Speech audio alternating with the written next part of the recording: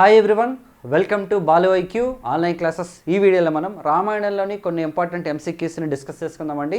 మరి రామాయణంలో important MCQs ఏ ఎగ్జామ్కి ఉపయోగపడతాయి సార్ అంటే, ఆంధ్రప్రదేశ్ పబ్లిక్ సర్వీస్ కమిషన్ నుంచి రాబోయేటటువంటి AP endowment grade 3 officers and grade 1 ఆఫీసర్స్కి సంబంధించినటువంటి ఎగ్జామ్లో మీకు పేపర్ 2లో హిందూ ఫిలాసఫీ అండ్ టెంపుల్ సిస్టంలో భాగంగా రామాయణం, మహాభారతం, భాగవతం, అలాగే ఆగమ శాస్త్రం, నెక్స్ట్ వచ్చేసి మనకి ఎండోమెంట్కి సంబంధించిన చట్టాలు, అలాగే వారసత్వ చట్టాలు, దత్తత స్వీకార చట్టాలు, ఇవన్నీ కూడా మనకి ఈ పేపర్ 2లో మనకి 150 మార్క్స్కి మెయిన్స్లోని, 100 మార్క్స్ ప్రిలిమ్స్లోని ఉంటుందన్నమాట.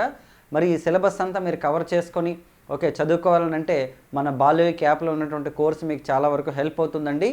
మరి బాలుఐక్ యాప్ అనేది మీరు గూగుల్ ప్లే స్టోర్లోని డౌన్లోడ్ చేసుకోవచ్చు, ఇన్స్టాల్ చేసుకోవచ్చు. లేదంటే మన డిస్క్రిప్షన్, ఈ వీడియో కింద డిస్క్రిప్షన్ లింక్ ఉంటుంది, అది క్లిక్ చేస్తే కూడా మీరు డైరెక్ట్గా గూగుల్ ప్లే స్టోర్కి మీరు రీడైరెక్ట్ అయితే అక్కడ కూడా మీరు ఇన్స్టాల్ చేసుకోవచ్చు అనమాట.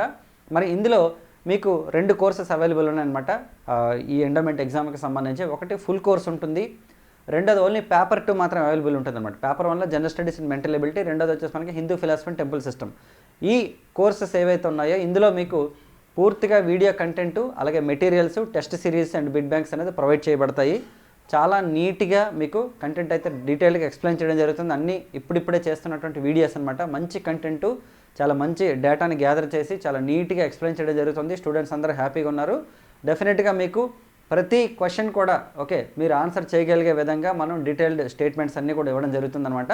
మరి యాప్ని డౌన్లోడ్ చేసుకోండి. మరి ఫస్ట్ క్వశ్చన్ చూద్దామండి. మాయావి అనే రాక్షసి కారణంగా వైరం ఎవరి మధ్య మొదలైంది? మారీచుడు సుబాహుడు, రావణుడు విభీషణుడు, వాలి సుగ్రీవుడు, నన్ ఆఫ్ ద అబవ్ అండి. మరి మాయావైన రాక్షసి లేదా రాక్షసుడి కారణంగా అనమాట ఎవరెవరి మధ్య జరిగింది యుద్ధం అంటే మనకి వాలికి మరియు సుగ్రీవుడికి అండి. సో మనందరికీ తెలిసినండి. సో సుగ్రీవుడు చెప్తాడనమాట ఎవరికి? శ్రీరాముడికి చెప్తాడనమాట వాలి గురించి. మరి ఏం చెప్తాడో చూద్దాం మనం ఒకసారి. దుందుబి అనేవాడి యొక్క పెద్ద కొడుకు మాయావి అనే రాక్షసుడు.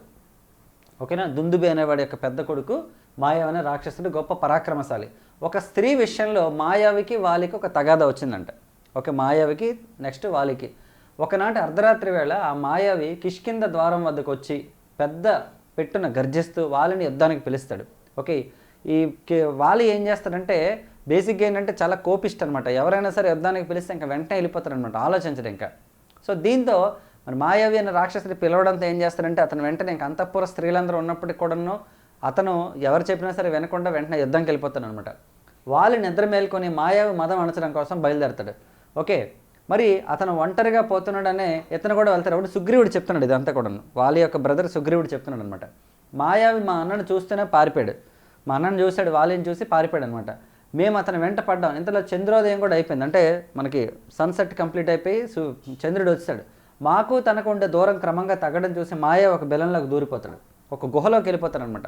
ఆ గుహలోకి వెళ్ళిపోతే ఈ సుగ్రీవుడికి ఏం చెప్తాడంటే, నువ్వు లోపలికి రావద్దు, నేను వెళ్తాను, అతన్ని చంపేస్తాను, నేను బయటకు వచ్చినంత వరకు ఎక్కడే ఉండి అంటాడు అనమాట. లోపల భీకరమైన యుద్ధం జరుగుతుంది. ఎవరికి? ఈ మాయావికిన్ను వాలికి. సో సుగ్రీవుడు అనమాట బయట వెయిట్ చేస్తాడు, లోపలికి అన్న రావద్దని చెప్పాడు కదా అని చెప్పేసి. సో లోపల యుద్ధం జరుగుతుందండి. విపరీత యుద్ధం జరిగిన తర్వాత గట్టిగా అరుపులు వినిపిస్తాయి అనమాట. ఎప్పటికీ వాళ్ళు సంవత్సరం పాటు వెయిట్ చేస్తారు అక్కడ. సరే రాలేదని చెప్పేసి ఏం చేస్తాడు, ఒక పెద్ద బండరాయి తీసుకొని ఆ బెల్లం దగ్గర పెట్టేస్తాడు అనమాట. ఎందుకంటే మళ్ళీ మాయావని రాక్షసుడు బయటికి రాకుండా ఉండడం కోసం. అప్పుడు ఏం చేస్తాడు, మరి వచ్చేసి ఏం చేస్తాడంటే అతను రాజ్యాన్ని స్వీకరిస్తాడు. యాక్చువల్లీ కిష్కింద ప్రాంతానికి వచ్చేసి అతను రాజ్యాన్ని, ఇదంతా కిష్కింద కాండలో ఉంటుంది మనకి రామాయణంలోని, రాజ్యాన్ని స్వీకరిస్తాడనమాట. ఎప్పుడైతే కిష్కిందని పరిపాలిస్తున్నాడో కొన్నాళ్ళకి అనమాట వాలి బయటకు వస్తాడు. వచ్చి ఏం చేస్తాడు, సో ఈ మాయావి రాక్షసుని రెచ్చగొట్టాడా, లేదంటే నేను లోపలికి వెళ్ళిపోయిన తర్వాత నన్ను చంపేద్దామని ఉద్దేశంతో రాయిని పెట్టి వెళ్ళిపోయాడా అని చెప్పేసి అనుకొని మనకి ఆయన మిస్అండర్స్టాండ్ చేసుకుంటాడు. సో మిస్అండర్స్టాండ్ చేసుకున్న తర్వాత సుగ్రీవుడిని నానా మాటలు అని చెప్పేసి తన్ని తరిమేస్తాడనమాట యాక్చువల్లీ. సో అప్పుడు ఇంకా అప్పటి నుంచి కూడాను వాలికి భయపడితే ఏం చేస్తాడంటే సుగ్రీవుడు అనమాట ఒక దగ్గర దాగుంటాడు అనమాట. ఇదంతా కూడా శ్రీరాముడికి చెప్పడం జరుగుతుంది. అగ్ని సాక్షిగా సుగ్రీవుడు అలాగే శ్రీరాముడు అనమాట మైత్రి చేసుకుంటారు. ఎందుకంటే ఇది ఇంపార్టెంట్. అగ్ని సాక్షిగా ఎందుకు సార్ చెప్పాలని అంటే చాలా ఇంపార్టెంట్ ఉంటుంది యాక్చువల్లీ. ఎందుకంటే ఈ క్వశ్చన్ కూడా అడే అవకాశం ఉంటుందన్నమాట. వాళ్ళిద్దరి యొక్క మైత్రి ఎవరండి? సుగ్రీవుడికి శ్రీరాముడికి మైత్రి అనేది ఏ సాక్షిగా అంటే పంచభూతాల్లో దేని సాక్షిగా జరిగిందంటే అగ్ని సాక్షిగా చేసుకుంటారు అనమాట యాక్చువల్లీ. దానికి ఆంజనేయుడు, లక్ష్మణుడు అనమాట ఉంటారనమాట పక్కనే. నెక్స్ట్ అండి, రాముని మాయా శిరస్సును మాయా ధనస్సును ఎవరు సృష్టించారంట? శ్రీరాముడికి సంబంధించినటువంటి శిరస్సుని, అంటే మాయా శిరస్సు అనమాట అది యాక్చువల్లీ. అంటే శ్రీరాముడు అక్కడ లేకపోయినప్పటికీ మాయ చేసి సృష్టిస్తారనమాట. ఒక అతను అలాగే ధనస్సుని ఈ రెండింటిని సృష్టించి అంటే శ్రీరాముడు ఇక లేడు అని చెప్పడానికి అనమాట చెప్తారనమాట. యుద్ధకాండలో జరుగుతుంది. ఇది ఎవరు సృష్టించారు? రావణుడా, విద్యుజ్జిహ్వుడా, ఇంద్రజిత్త, మహాపార్షుడా అంటే విద్యుజ్జిహ్వుడు అండి. ఎవరండి విద్యుజ్జిహ్వుడు అంటే రావణాసురుడి యొక్క సోదరు ఉంది కదా శూర్పణఖ యొక్క భర్త అనమాట ఇతను యాక్చువల్లీ. విద్యుజ్జిహ్వుడు రాక్షసరాజు అండి, రావణ సోదరి శూర్పణఖ యొక్క భర్త. మరి విద్యుజ్జిహ్వుడికి శూర్పణఖకి ఓకేనండి పుట్టినటువంటి అబ్బాయి ఎవరంటే శంభుకుమార్ అని అతను పుడతాడనమాట. ఓకేనా, రైట్. నెక్స్ట్ అండి, రామునికి ఆదిత్య హృదయాన్ని ఎవరు ఉపదేశించారు? చాలా ఇంపార్టెంట్ క్వశ్చన్ ఇది, చాలా చాలా ఇంపార్టెంట్. శ్రీరాముడికి ఆదిత్య హృదయాన్ని ఎవరు ఉపదేశించారు? వశిష్ఠుడు, అగస్త్యుడు, విశ్వామిత్రుడు, వాల్మీకి అండి. మరి అగస్త్య మహర్షి అనమాట ఆదిత్య హృదయం చెప్తాడు. మరి ఆదిత్య హృదయం అంటే ఏంటమ్మా? ఆదిత్య హృదయం అంటే మనకి సూర్య భగవానుడికి సంబంధించింది అనమాట యాక్చువల్లీ మనకి. ఓకేనా, అగస్త్య మహర్షి ఆకాశం నుంచి యుద్ధభూమికి దిగి రామ నీకు ఆదిత్య హృదయాన్ని ఉపదేశిస్తున్నాను స్వీకరించండి అని తెలుపుతూ ఓకేనండి దీన్ని పఠిస్తే ఏ విధమైనటువంటి అలసట, భయం ఈ రెండూ ఉండవు మీకు అని చెప్తాడనమాట. ఈ మంత్రం సర్వమంగళమైంది. నువ్వు ఎక్కడైనా సరే సూర్యుని ఎదుటి ఆదిత్య హృదయాన్ని పఠించిన ఎడల జయము కలుగుతుంది, ఉత్సాహం, ఏకాగ్రత వస్తుందని చెప్తాడు. ఈ మహామంత్రంలో నమ్మక చమకాలు కూడా ఉన్నాయన్నమాట. నమ్మక చమకాలు అంటే అర్థం ఏంటండి? నమ్మకం, చమకం అనేది సాధారణంగా ఏంటంటే ఈశ్వరుని పూజించేటప్పుడు చేస్తారనమాట యాక్చువల్లీ మనకి. నమ్మకం, చమకం ఏంటంటే మన రుద్రాభిషేకాలు చేస్తారు కదా ఈశ్వరుడికి, ఆ టైంలో నమ్మకం, చమకం చదువుతారు. చాలా ఇంపార్టెంట్ ఇది కూడాను. ఓకేనా, రైట్. నెక్స్ట్ చూడండమ్మా, పౌలస్య వధ అనే పదం రామాయణంలో ఏ సంఘటనను సూచిస్తుందంట? పౌలస్య వధ అనే పదం రామాయణంలో ఏ సంఘటనను సూచిస్తుంది? వాలి వధ, కరుని వధ, రావణుని వధ, మారీచిన వధ అంటే రావణాసురుడి వధ. ఎందుకంటే రావణాసురుడు పౌలస్య అనేటటువంటి వంశానికి చెందిన వ్యక్తి అనమాట. అందుకనే రామాయణాన్ని మరో పేరుతో ఏమి పిలుస్తారంటే పౌలస్య వధ అన్నా సరే కూడా రామాయణమే మనకి. ఓకేనండి, ఇది యుద్ధకాండలో జరుగుతుంది కదా మనకి. చూడండి, పౌలస్య అనేది పులస్య మహర్షి వంశానికి చెందిన వారిని సూచించే పదం. రాముడు పులస్యని మనవాడు కావడంతో అతని యొక్క వధను పౌలస్య వధ అని పిలుస్తారనమాట. ఓకేనా, నెక్స్ట్ చూడండి, వాల్మీకి రామాయణంలోని సుందరకాండలో హనుమంతుడు లంకా ప్రయాణం చేసిన యొక్క ప్రధాన ఉద్దేశం ఏంటి? సో మనందరికీ తెలిసిన సుందరకాండ అనేది చాలా ఇంపార్టెంట్. కిష్కింధకాండ తర్వాత మనకి సుందరకాండ వస్తుందండి. లంకా ప్రయాణం చేయడం జరుగుతుందన్నమాట. ఎందుకంటే ఆంజనేయ స్వామికి తన బలం ఏంటో తనకు తెలియదు. చుట్టుపక్కల ఉన్న వారు చెప్తారనమాట, నీ యొక్క బలం ఏంటో నీకు తెలియదు, నువ్వు ఒక్కడవే ఇది సాధించగలవంటే అప్పుడు వెంటనే ఓకేనండి సముద్రాన్ని లంఘించి అనమాట లంకకి చేరుకుంటాడనమాట. అందుకనే చాలామందికి ఇన్స్పిరేషన్ ఇచ్చేటప్పుడు చెప్తారు ఏంటంటే నీ బలం ఏంటో నీకు తెలియదు, ఆంజనేయుడికి తన బలం ఏంటో తనకు తెలియనట్టు నీ బలం ఏంటో నీకు తెలియదు అని చెప్పేసి మనకు పక్కన ఉన్న వాళ్ళు మోటివేట్ చేస్తూ ఉంటారనమాట. అలా తీసుకుంటే రామాయణంలో సుందరకాండలో హనుమంతుడు లంకా ప్రయాణం చేసినటువంటి ప్రధాన ఉద్దేశం రావణుని యొక్క వధ చేయడమా, లంకా నగరాన్ని నాశనం చేయడమా, సీతమ్మ వారిని దర్శించి రామునికి సమాచారం ఇవ్వడం, లేదా వాలికి సహాయం చేయడం అంటే సీతమ్మ వారిని దర్శించి సమాచారం రామునికి సమాచారం ఇవ్వడం. ఓకేనండి, సీతాదేవిని దర్శించి శ్రీరాముడికి ఇక్కడ ఉన్నారని చెప్పేసి చెప్పడం అనమాట. రావణాసురుడు ఏంటంటే సీతాదేవిని అశోకవనంలో ఉంచడం జరుగుతుందన్నమాట. మనం ఇవన్నీ డిస్కస్ చేస్తామండి ఆల్రెడీ కోర్సులో కంప్లీట్గా డీటెయిల్గా చెప్పాను మీకు. నెక్స్ట్ చూడండి, విశ్వామిత్రుడు శ్రీరాముని గురువు మాత్రమే కాకుండా క్రింది వాటిలో ఏ ముఖ్య పాత్రను కూడా పోషించాడు? విశ్వామిత్రుడు శ్రీరాముని గురువు మాత్రమే కాకుండా ఆయన పోషించిన పాత్ర ఇంకోటి ఏంటి? ఆయన ఇంకా ఏమని చెప్పొచ్చు మనం? గాయత్రి మంత్ర సృష్టికర్త, శబరిమల స్థాపకుడు, అర్జునుడికి సారథి, కైలాస యాత్రికుడు అంటే గాయత్రి మంత్రాన్ని సృష్టించింది కూడా విశ్వామిత్రుడేనండి యాక్చువల్లీ. ఓకేనండి, మనం చాలాసార్లు చెప్పుకున్నాం గాయత్రి మంత్రం అనేది మనకి ఋగ్వేదంలో 3వ మండలంలో ఉంది. సో గాయత్రి అనేది మనకి చివరిలో 3 వచ్చింది కాబట్టి 3వ మండలాన్ని గుర్తుపెట్టుకోవచ్చు అని చెప్పాను మీకు నేను. సో ఋగ్వేదం అనేది ఏంటంటే మొత్తం మనకి 1028 శ్లోకాలతో ఉంటుందండి.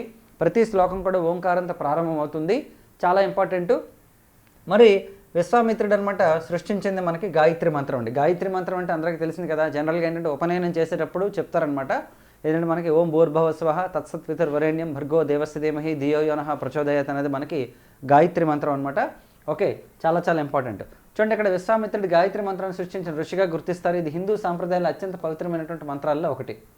నెక్స్ట్ చూడమ్మా, విశ్వామిత్రుని జీవిత వృత్తాంతాన్ని శ్రీరామునికి ఎవరు వివరించారు? ఎందుకంటే ఇప్పుడు రాముడు, లక్ష్మణుడు అనమాట విశ్వామిత్రునితో పాటు వెళ్తారు. ఎందుకంటే రాక్షసులు అనమాట దేవతలు చేస్తున్నటువంటి యజ్ఞాలను నాశనం చేస్తుంటే శ్రీరాముడిని తీసుకొని వెళ్తాను, ఏవైతే దేవతలు చేస్తున్నటువంటి యజ్ఞాలని నాశనం చేస్తున్న రాక్షసులు ఉన్నారో వాళ్ళని చంపడానికి నేను తీసుకెళ్తానని చెప్తే దశరథుడు బాధపడినప్పటికీ తర్వాత అనమాట పంపిస్తాడండి. ఆ క్రమంలో విశ్వామిత్రుడితో పాటు వీళ్ళిద్దరు కూడా వెళ్తున్న క్రమంలో అనమాట విశ్వామిత్రుడి యొక్క వృత్తాంతాన్ని ఒకరు చెప్తారనమాట. ఈయన మహా ఋషి అనేది ఎవరు చెప్తారంటే వశిష్ఠ మహర్షి, వాల్మీకి మహర్షి, శతానందుడు, భరద్వాజుడు అండి.